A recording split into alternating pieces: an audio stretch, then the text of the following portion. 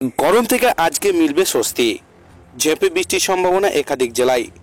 তো বন্ধুরা, আজ উত্তরবঙ্গ সহ দক্ষিণবঙ্গের এবং বাংলাদেশের কোন জেলাগুলি এই তীব্র তাপপ্রবাহের মধ্য দিয়ে বৃষ্টির পূর্বাভাস জারি করছে আবহাওয়া দপ্তর, বিস্তারিত জানতে হলে ভিডিওটিকে প্রথম থেকে শেষ অবধি সম্পূর্ণ দেখবেন। আর এই ধরনের লেটেস্ট খবরগুলি পাওয়ার জন্য চ্যানেলটিকে সাবস্ক্রাইব করে আমাদের সঙ্গে থাকবেন। তীব্র গরমের মধ্যে দক্ষিণবঙ্গে বৃষ্টির পূর্বাভাস জারি করছে আবহাওয়া দপ্তর। হাওয়া অফিস সূত্রের খবর, গোটা রাজ্যে বৃষ্টির সম্ভাবনা রয়েছে। কলকাতা সহ রাজ্যের সব জেলায় বজ্র বিদ্যুৎ সহ বৃষ্টির পাশাপাশি জারি করছে আবহাওয়া দপ্তর আজকে সন্ধ্যের পর বৃষ্টির পূর্বাভাস। আবহাওয়া দপ্তর জানাচ্ছেন, 19 জুন পর্যন্ত কলকাতা সহ দক্ষিণবঙ্গের সব জেলায় হালকা থেকে মাঝারি বৃষ্টির পূর্বাভাস রয়েছে। বৃষ্টির সঙ্গে 30 থেকে 40 কিমি দমকা হাওয়া বইতে পারে।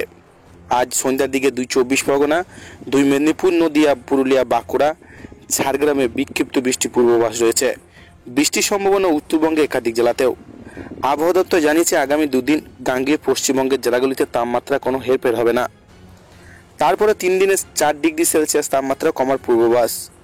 উত্তরবঙ্গের জেলাগুলিতে আগামী সপ্তাহের শুরুতে সর্বোচ্চ 4 ডিগ্রি পর্যন্ত তাপমাত্রা নামতে পারে, অর্থাৎ ভ্যাপসা গরম থেকে কিছুটা রেহাই মিলবে।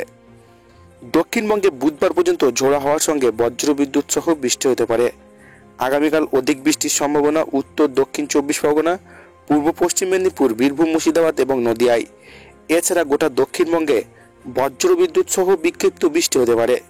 রবিবার থেকে বৃষ্টির দাপট বাড়বে। ভারী বৃষ্টির সতর্কতা রয়েছে দক্ষিণবঙ্গে একাধিক জেলায়। উত্তরবঙ্গে বৃষ্টি বাড়বে আগামীকাল থেকে। ভারী বৃষ্টির সম্ভাবনা দার্জিলিং, কালিম্পং, জলপাইগুড়ি, আলিপুরদুয়ার, কোচবিহারে। একই সঙ্গে বইবে ঝোড়ো হাওয়া।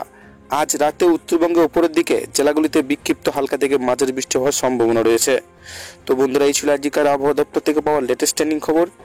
ভিডিওটিকে ভালো লাগলে লাইক করবেন, আর এই ধরনের লেটেস্ট খবরগুলি পাওয়ার জন্য চ্যানেলটিকে সাবস্ক্রাইব করে আমাদের সঙ্গে থাকবেন।